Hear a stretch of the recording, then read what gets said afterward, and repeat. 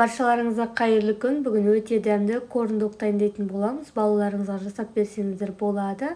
Өте оңай дайындалады. Міндетті түрде жасап көріңіздер. Ең алдымен сосискаларымыздың ашып, сыртын дайындап аламыз. Және де бізге осында таяқшалар қажет. Енді дәл ортасынан осылай тығып алатын боламыз. Сосисканы дәл ортасынан бөліп жасасаңыздар да болады.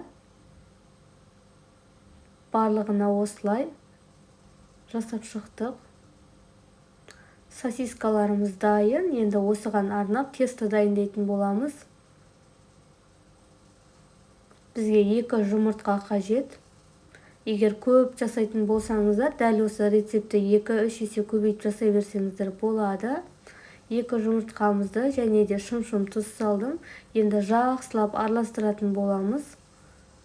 Бізде біркелкі болып араласуы қажет жұмыртқамыз.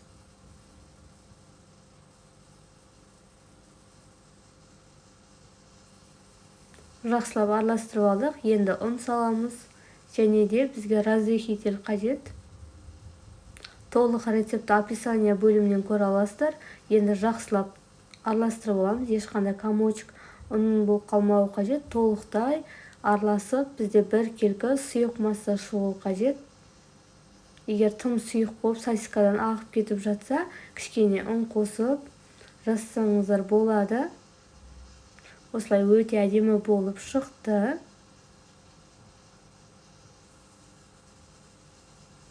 Енді осыны шұңқырлау, осында бокалға құйып алатын боламыз. Бізге ыңғайлы болу үшін. Және де осында панированный сухариге аунатсаңыздар болады. Кішкене қытырлақ болып шығады. Енді табамызды қыздырып, май құятын боламыз. Майымыз қызғаннан кейін барып, жаңағы тестамызға сосискамызды салып, жақсылап осылай батырып алатын боламыз. Және осылай кішкене ағыз болса, артық шеттерін 1-2 рет айналдырып, осымен дайын. Енді қызып тұрған майымызға салып, пісіретін боламыз. Осындай табаға немесе шұңқырлау ыдысқа салсаңыздар, бұдан да әдемі болып шығады, доп-домалақ болып. Табада кішкене ғана жабайып кетеді. Осылай өте әдемі болып шығады, өте тез піседі. Оттың астын қаттырақ қойып пісіресіздер. Дәл солай барлығын қайталап шығасыздар. Өте оңай дайындалады, бір жасағаннан шығатын рецепт.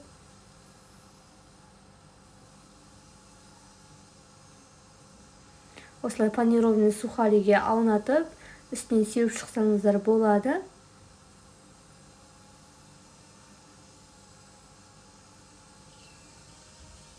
Осылай қызып тұрған майда аунатып, барлық шетін біркелкі пісіріп алатын боламыз. Осымен біздің корндогымыз дайын.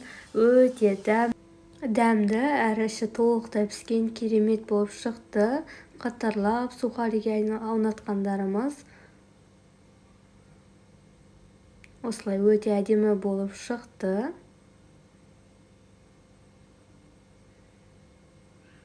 Кетчупке батырып, немесе осылай үстінен дайындап жесеңіздер болады. Сіздерге видео ұнаса лайк басып, комментарий қалдырып кетіңіздер. Менің каналыма тіркелмеген болсаңыздар, міндетті түрде тіркеліп алыңыздар. Баршаларыңызға ас болсын. Соңына дейін көргендеріңізге рахмет.